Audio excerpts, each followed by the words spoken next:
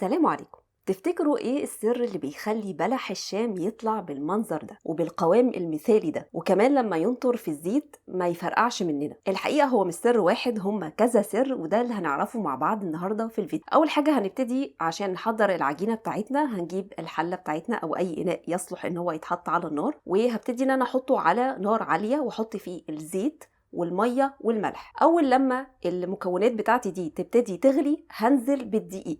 اول بقى سر هنا هو نوع الدقيق المستخدم. لازم هنا استخدم دقيق مخبوزات، يعني يكون نسبة البروتين فيه عالية عشان خاطر يستحمل النطرة اللي هتتنطرها البلح الشام معايا في الزيت. هبتدي ان انا اقلب بقى تقليب مستمر، وهنا هوطي النار في المرحلة دي لغاية لما الدقيق بتاعي يختفي تماما، وبعدين هبتدي ان انا اعاير التايمر بتاعي على دقيقتين. الدقيقتين دول هعمل فيهم ايه؟ هبتدي ان انا اقلب تقليب مستمر العجينة بتاعتي عشان تستوي. طبعا شكل العجين زي ما حضرتك شايفه كده تحسي ان هو مفرفت وشكله غريب، بس ده المطلوب في عجينه بلح الشام لانها المفروض تكون عجينه تقيله. بعد كده البيض بتاعي المفروض ان انا هنا محتاجه حوالي 100 جرام بيض، ودول طلعوا حوالي بيضتين. هحط عليهم الفانيليا، لو الفانيليا بتاعتك نكهتها مش قويه استخدمي لكل بيضه باكو فانيليا. يعني هضرب الاول شويه من غير البيض عشان اتاكد ان العجينه بتاعتي مش سخنه، وبعدين هبتدي ان انا انزل البيض بتاعي بطريقه تدريجيه مع الضرب المستمر. طبعا شكل العجين هيبقى يخوف شويه كده وشاجي، بس ما تقلقيش، كملي ضرب لغايه لما يوصل للشكل ده كده. هنستخدم هنا التيب دي اللي هي 4B،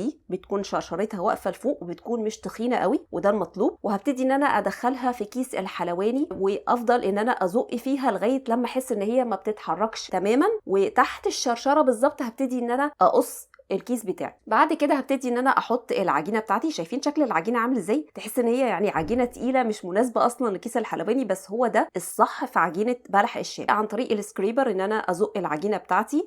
طبعا شايفين هو ازاي بيخلي مفيش ولا نقطه عجين في الكيس. وهنا الحركه دي بدل حركه التفعيص اللي احنا بنعملها عشان طبعا العجينه تقيله فاعصاب الايد مش هتستحملها قوي. بعد كده هبتدي كمان اخد الكيس دوا واحطه في كيس تاني قماش، لان انسب يعني نوع كيس لبلح الشام هو الكيس القماش. بس انا الكيس القماش بتاعي فتحته واسعه شويه، عشان كده اضطريت ان انا احط الكيس التاني. هبتدي بقى ان انا اجهز الطاسه بتاعتي اللي فيها الزيت. طبعا بلح الشام من الحاجات اللي بتحتاج زيت غزير، وكمان هحضر الشربات بتاعي قبل مرحله القلي. السر بقى التاني في التسويه، لازم بلح الشام ينزل على زيت دافي مش زيت سخن. فهنا انا بوريكي درجه الحراره المفروض ان هي تتراوح ما بين 40 و50. طب ما عنديش ترمومتر، يعني ايدينا كافيه جدا ان هي تقيس. احنا درجه حرارتنا حوالي 37، فطبعا المفروض ان 40 دي يعني حاجه دافيه يعني استحملها. زي ما حضرتك شايفه انا اوريدي بحط ايدي في الزيت وببتدي ان انا اضغط على الكيس بتاعي الحلواني، وبعدين ابتدي ان انا اقطع بالطول المناسب بتاعي. كل ده والزيت لسه بارد. هخلص بقى كل الطاسه بتاعتي، ابتدي ان انا اعلي درجه الحراره لغايه لما توصل لدرجه الحراره العاديه اللي هي 170 180. شايفين شكله جميل ازاي وبينطر كده ووصل للحجم اللي احنا عاوزينه